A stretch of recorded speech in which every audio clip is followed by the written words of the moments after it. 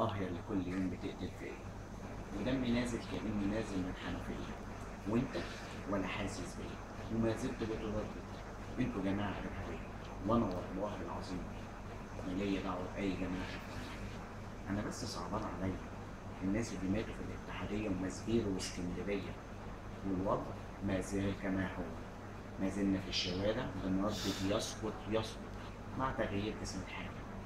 من سنة لما كنت معاكم قلنا على الإخوان خفاف، لما بقيت ضدكم سميتوني بالإرهاب. ليه عمرنا ما قلنا عندنا معارضة؟ ليه دايما كلام الحاكم يبقى هو الإله الأعظم؟ يا إما كده يا إما تكفرني. بجد طلعتوا عين أبونا. لو عايز تعرف أنا مين، انزل الشوارع والميادين، انزل ولف، هتلاقيني الفلاح اللي أبو جلابية وعلمة وطريقة ولا يمكن أحلها. حتى لو قلت لي هي دي الديمقراطية، لأن مفيش ديمقراطية بتقول أم تبقى واقفة في الجمعية بتشتري فرخة ومكرونة وشعرية وتسمع إن ابنها مات في الاتحادية، وأنت مش عايز تصدق إن إحنا الأغلبية.